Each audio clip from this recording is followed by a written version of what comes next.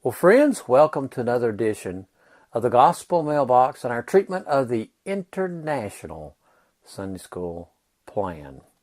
Today's lesson is entitled The Day of the Lord and is for June the 5th, 2016. And this lesson plan is taken from the book of Zephaniah. And it's important for us to realize when we're talking about Zephaniah, which Zephaniah that we're referring to. There are approximately, depends on how you interpret some of the scriptures, but there appear to be 4 distinct Zephaniahs in the scriptures. There is, of course, the prophet Zephaniah. Then there is a priest who was about the same time as the prophet Zephaniah, who was also named Zephaniah. Then there was also a Levite who was named Zephaniah. And then there was also another Zephaniah who came back after the captivity. Now, we know definitely that these are different people, except for potentially the Zephaniah that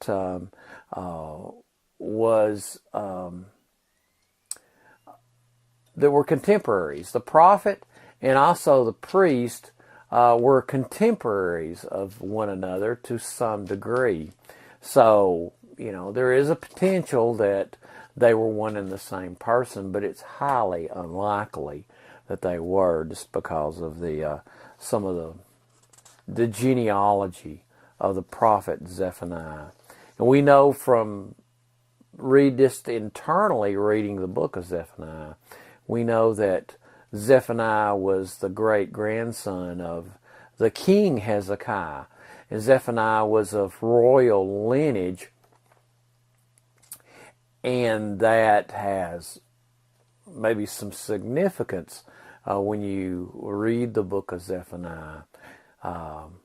It gives him a different perspective than potentially some of the other prophets and some of the New Testament writers, with him being a member of the royal family.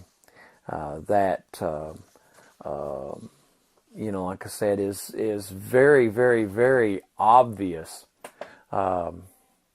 when you read the very first section of it. I mean, he's real blunt about being a direct descendant of King Hezekiah.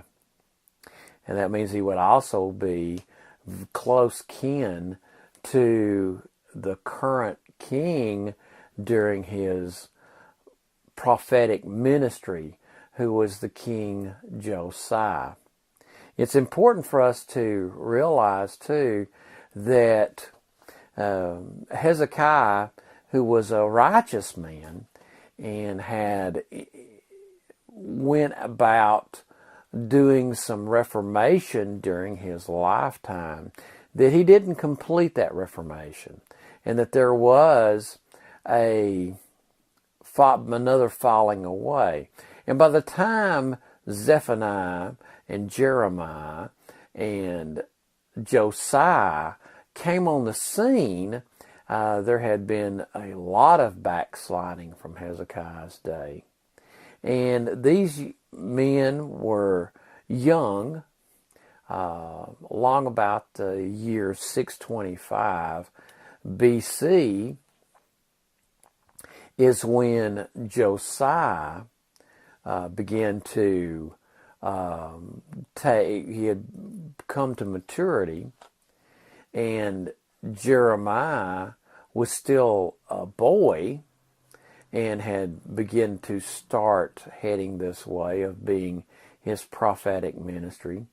Zephaniah, from reading the internally in the scriptures, Zephaniah had just left being a teen himself, and these were all young men.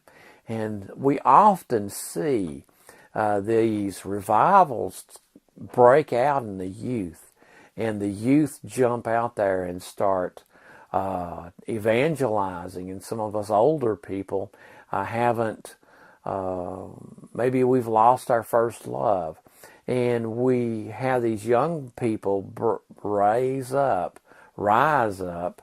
and begin to preach and win people to the Lord and seek God with their whole heart.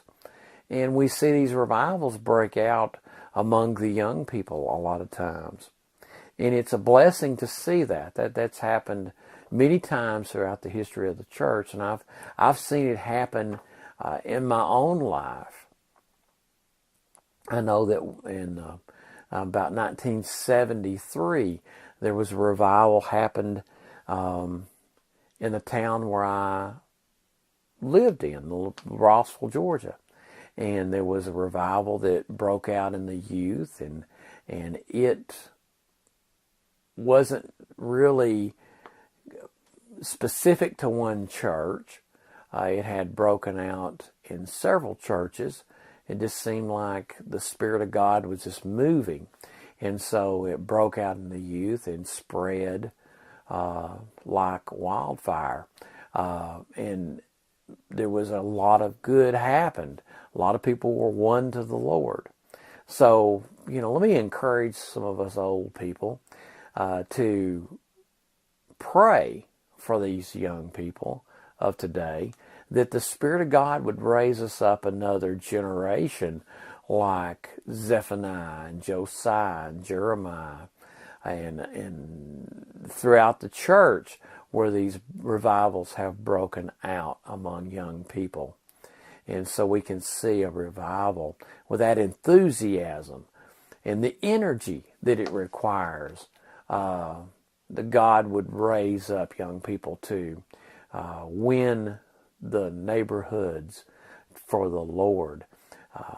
The way the society is now, we're blocked from going to the school system and going in and giving out tracts and things of that nature.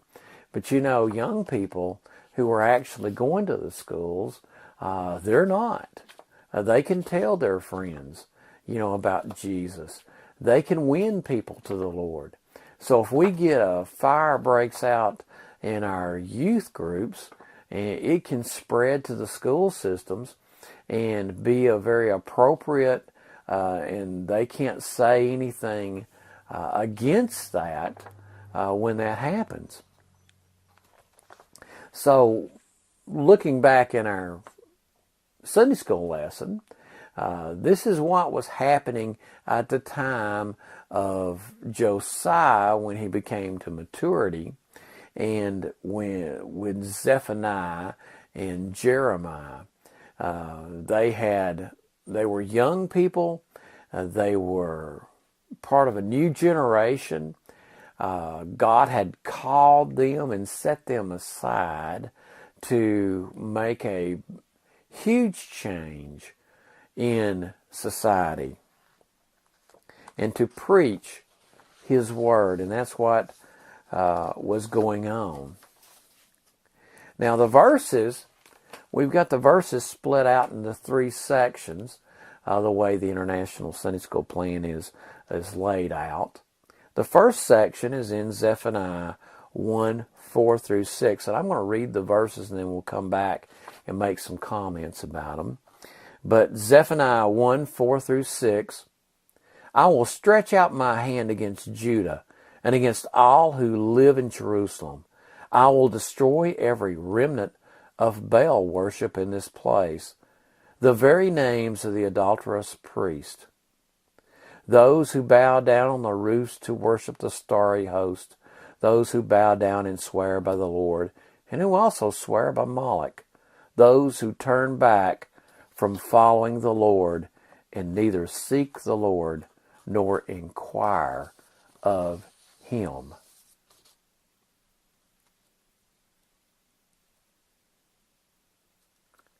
And then Zephaniah 1:14-6. The great day of the Lord is near, near and coming quickly. The cry on the day of the Lord is bitter. The mighty warrior shouts his battle cry. That day will be a day of wrath, the day of distress and anguish, a day of trouble and ruin, a day of darkness and gloom, a day of clouds and blackness, a day of trumpet and battle cry against the fortified cities and against the corner towers. And then the last section in the lesson plan is Zephaniah 2 and 3. Seek the Lord, all you humble of the land, you who do what he commands. Seek righteousness, seek humility. Perhaps you will be sheltered on the day of the Lord's anger. And then going back to the first verses, Zephaniah 1 and 4, I will stretch out my hand against Judah and against all who live in Jerusalem. I will destroy every remnant of Baal worship in this place, the very names of the idolatrous priest. Now this phrase, idolatrous priest, in the King James Version that was listed as Kermarims. And it comes from the Hebrew word kamar. And it's it has very specifically black-robed priests. These were special types of priests that were priests of this idolatrous worship. In cultic culture, my ancestors called these the Druids. There are people who worship nature and cast charms and that kind of thing. And that's the kind of people that the prophet is talking about, these idolatrous priests. And then down to the 5th verse, those who bow down on the roofs to worship the starry host, those who bow down and swear by the Lord, and also swear by Moloch. And then we see the prophet call out specifically the people who are the astrologers. Now, there's a huge difference, and I've seen people make this mistake before over a period of time. There is a huge difference between astronomy and astrology. I've got 2 friends of mine who were high school friends who are now astronomers for NASA. That is a scientific study. That is knowing the distance out to the planets, to knowing the how, being able to make the calculations of how they orbit, how the rotation of the planets work, knowing all these different cosmological theories. There's nothing wrong with astronomy. In fact, my oldest grandson, who knows what'll end up happening, he's 11 years old, but that's what he wants to be when he grows up. He wants to be an astronomer. Possibly he may actually make it. You never can tell. And there's nothing wrong with that. I have absolutely no problems whatsoever with him pursuing a scientific career like that. I mean, it's an honorable profession to be an astronomer. However, astrology is of the devil. When you see those astrological charts, you see people doing all of these, making adjustments in their lives from star charts. That is satanic. We have even, in our country, we have even had a sitting president and his wife consult astrological charts and made decisions of state based on astrological charts. That stuff is absolutely satanic and of the devil and is completely, utterly condemned in the Bible, that we should not be the observers of times. So do not, under no circumstances, should you ever check your astrology. It is satanic. There is no way around it. The Bible is so clear, and this is one of the verses that is so clear about this, where these people in Judah were worshiping these stars. They were being an observer of times. They were using astrology. Then that verse also has in it, you swear by the Lord and also swear by Moloch. That happens. There's so much mixing of Christianity with all this other garbage, and people take it like it is no big deal.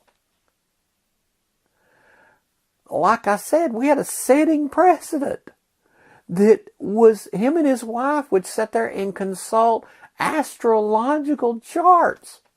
And everybody's going, well, this is a great Christian thing, and boy, he's so righteous and everything. And the guy was consulting astrological charts. And you've got a lot, and I may offend some people, but I don't care because I got to stand on the truth. You have a lot of Christian counseling books, and a lot of people who do Christian counseling that subscribe to these 4 basic personality types. And where that comes from, comes from Greek paganism. Those 4 basic personality types are nowhere in the Bible. It's not in the Bible. It comes from Greek paganism. Why would you incorporate Greek paganism? It's not even scientific. It's based on these the belief that there's these different forces in the human body that don't exist. Why would you possibly want to incorporate Greek paganism and call it Christian counseling?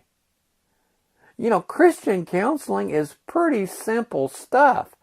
You read the Bible, you do what the Bible says.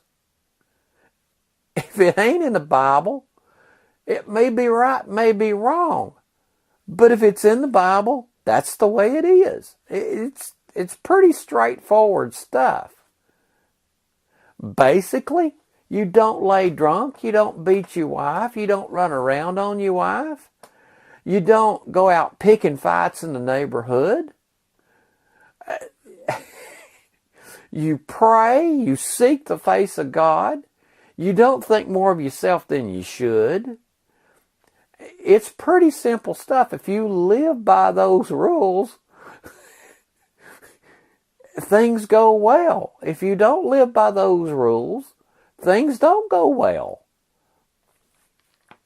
Anyway. So, this swear by the Lord and swear by Moloch.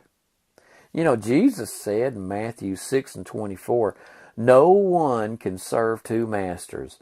Either you will hate the one and love the other, or you'll be devoted to the one and despise the other. You cannot serve both God and money. We got to have a focus on the Lord. You cannot serve two masters. You cannot, let me say that again.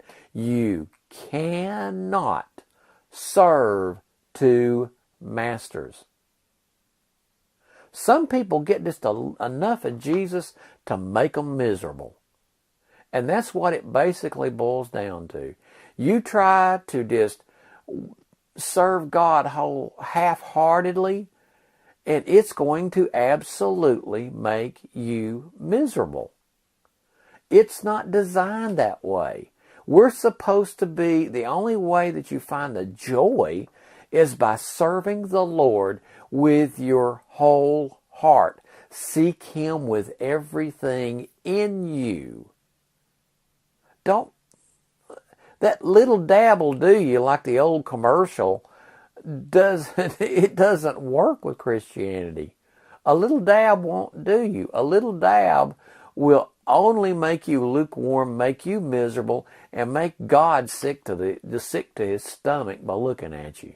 That's what being lukewarm and a little dab will do for you. Okay. Now going down to the section, Zephaniah 1:14 through 16. The great day of the Lord is near, near and coming quickly. The cry on the day of the Lord is bitter. The mighty warrior shouts his battle cry. Now, those verses, and I'm taking the Hebrew scholars, some of the most noted Hebrew scholars the Christian church has had, at face value. Those, they say that section of the Hebrew Scriptures is extremely hard to definitively translate one way or the other. So a lot of different ways there's several different ways those verses can be translated from the original Hebrew. It's not a question of the text, variance in the text. It's a question of how you interpret the Hebrew. You can read it one way or you can read it another way. And there's several different ways it can be read. I'm not going to go into all the different ways it can be understood. My favorite way it can be understood is that this verse is referring to the godly Josiah, who was killed at the Valley of Megiddo by Pharaoh Necho. That's what this verse is talking about. The Hebrew scholars Kiel and Delich say this, and I'm quoting from them exactly. The hero cries bitterly because he cannot save himself and must succumb to the power of the foe. The book of Lamentations, the thing that prompted Jeremiah, the Spirit of God prompted Jeremiah was when Josiah, halfway through his reformations, or without completing his reformations, Josiah went out to face and stood against Pharaoh Necho and was killed. And that was a devastating blow to the state of Judah when King Josiah was killed, because the reformation that he was working on did not get completed. There were a lot of consequences to that event.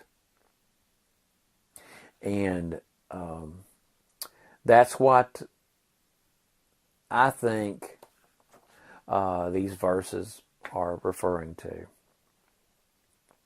Okay, down to the 15th verse. That day will be a day of wrath, a day of distress and anguish, a day of trouble and ruin, a day of darkness and gloom, a day of clouds and blackness, a day of trumpet and battle cries against the fortified cities and against the corner towers. Now, this day of the Lord, there are several days of the Lord in the Scriptures.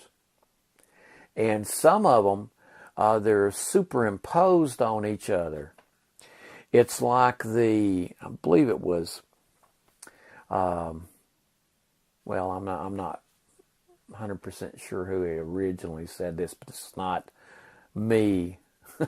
It's not one of a theory I come up with. It's a real popular one.